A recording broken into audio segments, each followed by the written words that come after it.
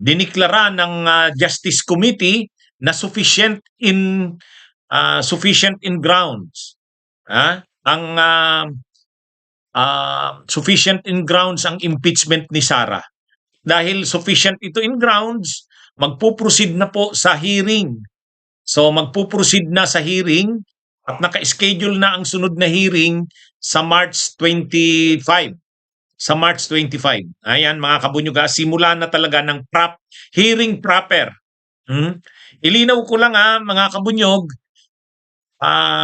ano ang pagkakaiba ng hearing sa March 25 saka itong nangyari ng mga hearings? Ang tawag doon sa March 25, hearing proper. Itong mga nangyari nitong nakaraang mga araw, ang mga nagsagawa na ba ng hearings ang Justice Committee? Oo. Pero yung hearing proper, yung totoong hearing na talaga, na magpipresent na ng mga ebidensya, testigo, ano na po yan? Yan yung tinatawag na hearing proper. So mangyayari yan sa March 25. Okay, pag-usapan natin mga kabunyog itong tungkol sa sufficiency in grounds. Kasi maraming nagtatanong sa akin, attorney, ibig sabihin ng sufficiency in grounds? Kasi parang ang dami ng dinidesisyonan ng Justice Committee. Nung una, sufficiency in form. Pagkatapos naman, sufficiency in substance. Ngayon na naman, mayroon na naman sufficiency in grounds. Ano ibig sabihin yan? Anong pagkaiba ng sufficiency in grounds doon sa sufficiency in form at sufficiency in substance?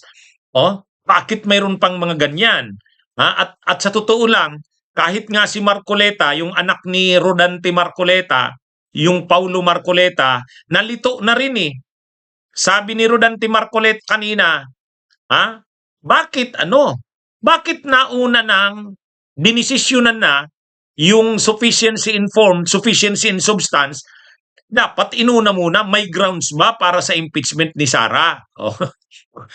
Kumbaga, mga kabunyog, mga kababayan, ang sinasabi ni Paulo Marcoleta kanina, nakakatawa. Bakit daw nag-decide na sa sufficiency in form, saka sufficiency in substance, dapat inuna daw grounds. Kasi dapat malaman muna, may grounds ba para sa impeachment? Yun, sinagot siya kanina ni Congresswoman Beatrix Listro, yung chairman ng Justice Committee, binara si Marcoleta. Nagkalat si Marcoleta kanina, napanood nyo ba yun? Sabi ni Congresswoman Beatrix Listro, basahin mo kasi yung rules. Hindi ka kasi nagbabasa ng rules eh. Basahin mo yung rules, yung impeachment rules. Anong nakalagay doon? Step 1, i-determine muna kung sufficiency in form. Step 2, i-determine kung sufficient in substance. Pagkatapos, i-determine kung sufficient in grounds. Pagkatapos niyan, mag-hearing proper. Pagkatapos ng hearing proper, i-determine kung may probable cause. Pag may probable cause, i-refer sa plenary. Yan yung mga steps anya. Sabi ni Beatrix Listro, yan yung steps, nakalagay yan sa rules ng impeachment rules ng House of Representatives. Basahin nyo. Basahin mo pala. Barado si Marcoleta. Anyway, ano ba kasi yung pagkakaiba ng sufficiency in form, sufficiency in substance, saka sufficiency in grounds? Mga kabunyog, ang sufficiency in form, ang ibig sabihin ng sufficiency in form, una, verified ba ang complaint? Verified ba ito? Pangalawa, mayroon bang nag-endorse na kongresista? Kasi yung complainant pwedeng private citizen o kaya civil society group. Pero hindi pwede yan kung walang nag-endorse na kongresista. So mayroon ba? Pangatlo, hindi ba pasok doon sa 1-year bar rule? Kasi kung pasok yan sa 1-year bar rule, ano yan? Hindi yan pwedeng bagsak yan sa sufficiency in form. Yung mga pitsa yung mga period ng pag-file, ni-refer ba ito sa Rules Committee? Refer sa Justice Committee? Ilang araw bago iuneksyonan ng Justice Committee? Yan yun. Sufficiency in form yan. Ngayon, kung pasado sa sufficiency in form, yung substance naman. Anong ibig sabihin naman ng substance? Yung mga aligasyon ba ng mga nagawang krimen o mga grounds, yung mga aligasyon ng facts. Halimbawa, ano-ano bang mga facts, ano-ano bang nagawa ni Vice President Sara Duterte na gusto nyong ipa-impeach si Sara? So, yung substance yun. So halimbawa, na sinabi doon sa mga aligasyon, yung ultimate facts na sa loob ng 125 days, ginastos yung 11 yung 100 sa loob ng 11 days ginastos yung 125 million at yung 125 million ay hindi maayos ang pagkaka-liquidate dahil ang mga reported na na tumanggap nito ay mga gawa-gawang pangalan, at saka maraming mga disallowances, yung mga ganon. Yan na yung sufficiency in substance. Ano naman yung sufficiency in grounds? Yung bang mga sinabing ginawa ni Sara, kabilang ba yan sa mga grounds sa impeachment? Kasi ang ground sa impeachment, ano lang yun bribery, graft and corruption, treason, betrayal of public trust, other high crimes. Yang 5 na yan ang mga grounds. Kahit may nagawang mali ang Vice Presidente, yung ina-alleged na facts na nagawa niya, yung substance, ay hindi naman impeachable offense, hindi pasok dun sa alinman doon sa grounds, hindi yan sufficient in grounds. Kaya, ang una munang dinetermine sufficient in form, pasado. Sufficiency in substance, pasado. Tapos binigyan si Sara ng 10 days para sumagot. Hindi naman sumagot na ang complainant. Sabi ng complainant, okay na. So ang sunod na dinicidean kanina, sufficiency in grounds. So na-determine na kanina na sufficient in grounds. Pasado na. Ano nang sunod? Nag-schedule na ng hearing proper. At ang hearing proper ay in-schedule sa March 25.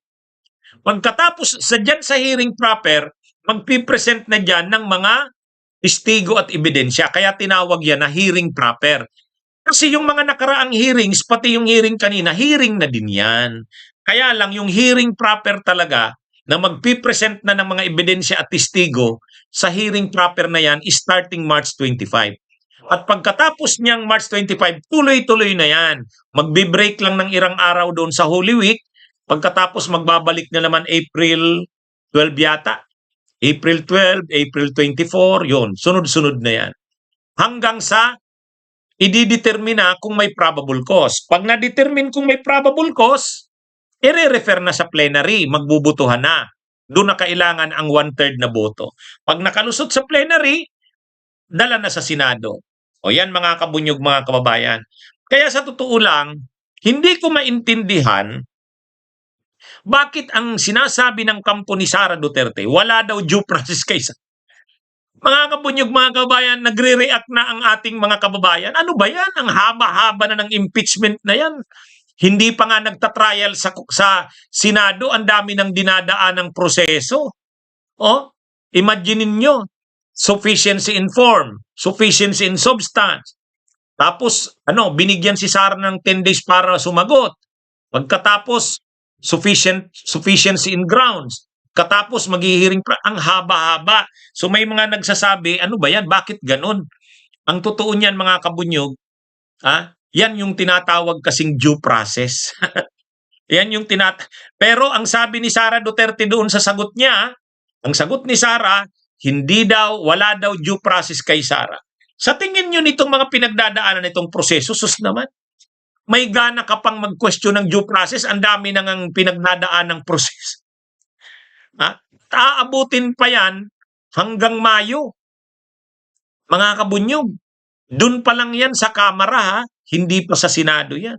Hindi pa yan trial. Kaya sa totoo lang, ewan ko saan naman nakakuha ng argumento itong mga abogado ni Sara Duterte na wala daw due process. Dinideprive daw si Sara ng due process. Kaya yung final nilang answer ad cautelam. Ang ibig sabihin ng answer ad cautelam, sumagot sila.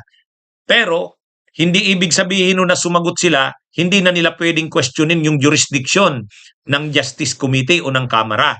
In fact, sa tingin natin, questionin nila yan. Ano naman ang grounds nila sa pag-question ng jurisdiction?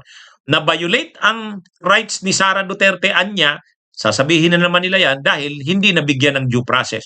Itong prosesong itong dinadaanan natin, ang lagay niyan, wala pa rin due process yan. Ha?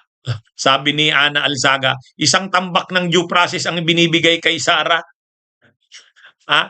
Mga kabunyog, mga kababayan. Ngayon, nagki-question ang mga DDS, bakit daw ganito ang nangyayari. Ganyan talaga ang due process. Ngayon, kaya lang sa totoo lang binibilisan na yan ni Congresswoman Beatrix Luistro. Nakikita nyo naman, sa 25 may hearing na naman. Talagang at kahit sa panahon ng recess maghi-hearing. Bakit binibilisan? Ayaw na ni Congresswoman Beatrix Luistro na ma-delay. Pero hindi niya rin naman binabaliwala yung step by step o yung proseso. Kaya ngayon, dinadaan ito sa step by step. Sa katunayan, si Marcoleta, Paulo, nalito. Sabi ni Paulo Marcoleta, bakit kasi inuna yung sufficiency in form saka sufficiency in substance? Dapat muna inuna yung sufficiency in grounds. Ay, mga kabunyog, mga kababayan. Sabi ni Congresswoman Beatrix Luistro, basahin mo kasi ang rules. Mag-aral ka muna ng rules. Nandun yan. Hindi mo yata binabasa ang rules. Kaya barado si Marcoleta. Bunyog, bunyog, halikan na kasama ka. Bunyog, kapag buklod ay may pag-asa. Luzon, Visayas, Mindanao, isa ang pananaw. Sa bagong Pilipinas ang bunyog isisigaw. Bunyog.